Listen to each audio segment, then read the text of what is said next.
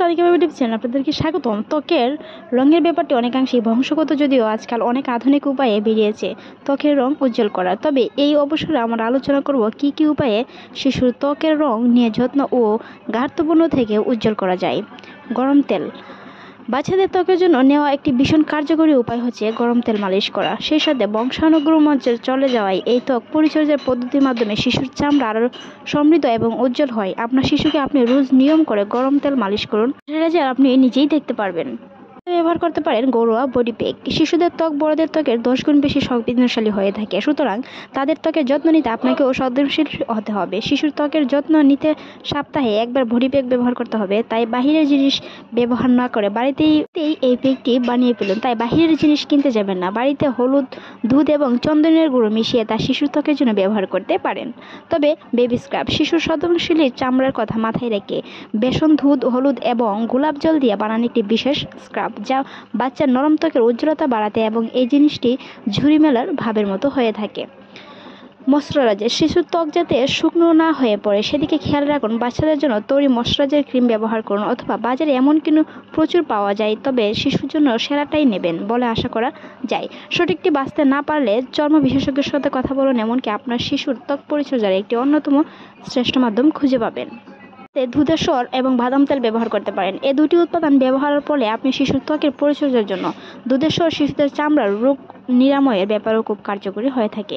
সেই সাথে ব্যবহার করতে পারেন ফলের রস। আঙ্গুর, আপেল বা কমলা লেবুর মতো বিভিন্ন ফলের রস খাওয়ালে শিশুদের খোলাতেই হয়, তবে অবশ্যই মনে রাখবেন যেন ফলের রস 3 মাসের কম বয়সী শিশুদের খাওয়ানো উচিত নয়, সেটি বিপজ্জনক হতে পারে।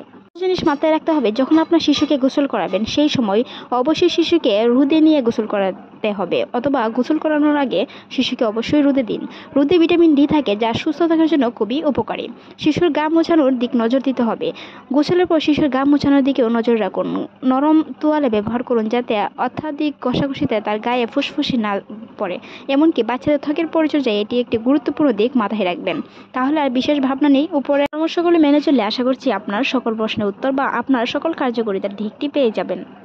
কাপের মধ্যে শিশুর সংবেদনশীল চামড়া মাথায় রেখে আপনি যদি এই হলুদ, বেসন কিংবা দিয়ে এই বেবি স্ক্রাবটি বানিয়ে দিতে পারেন, তাহলে আপনি নিজেই কদিন পরে সেটার ফলাফল বুঝতে পারবেন। এমনকি বাচ্চার নরম ত্বকের উজ্জ্বলতা বাড়াতে এই প্যাকটি খুবই কার্যকরিতা করে। বলুন তো, সুন্দর ত্বক কেনা যায়? আমরা বড়রা চেষ্টা করি তো বটেই, সেই সঙ্গে চেষ্টা করি ছোট শিশুদের ত্বক পরিচর্যা করতে। শৈশব থেকে যাদের বড় হয়ে তারা ভালো ত্বকের অধিকারী হয়, তবে ত্বকের পরিচর্যা আর ফর্সা গাঢ় বর্ণের অধিকারী হওয়ার চেষ্টা করাটা ঠিক একই ব্যাপার নয়। তাই শিশুদের ক্ষেত্রে এটি ভিন্ন, এমনকি শিশুদের পরিচর্যার ক্ষেত্রেও সেটি ভিন্ন। পিতামাতার উচিত একটি সন্তানের পরিচর্যার উপরে মনোযোগ না দিয়ে তাকে বিভিন্ন ধরনের ফলের রস কিংবা বিভিন্ন ধরনের ঘরোয়া টিপস ব্যবহার করার জন্য বাহিরের দামি দামি ব্র্যান্ডের জিনিস ব্যবহার করা থেকে বিরত থাকুন। ঘরের ঘরোয়া টিপসের মতন কোনো কিছুই নেই। আপনার শিশুর যত্নে আপনি খেয়াল রাখতে হবে, এমনকি আপনার নিজের হাতে তৈরি জিনিসগুলোই সবচেয়ে বেশি কার্যকরী হয়। নামি দামি ব্র্যান্ডের জিনিস শুধু সেটি নামে কিংবা আপনার নেওয়ার মতোই একটি জিনিস, তবে সেটি চেষ্টা করবেন অবশ্যই ভিডিওতে দেওয়া টিপসগুলো ফলো করার। আজকের এই ভিডিওটি এই পর্যন্তই। আপনার শিশু ভালো থাকুক, সুস্থ থাকুন, এমনকি আপনার শিশুর রূপচর্যায় আমাদের টিপসগুলো মেনে চলে একবার দেখুন। ভিডিওটি এই পর্যন্ত ভালো লাগলে সাবস্ক্রাইব করবেন। ধন্যবাদ।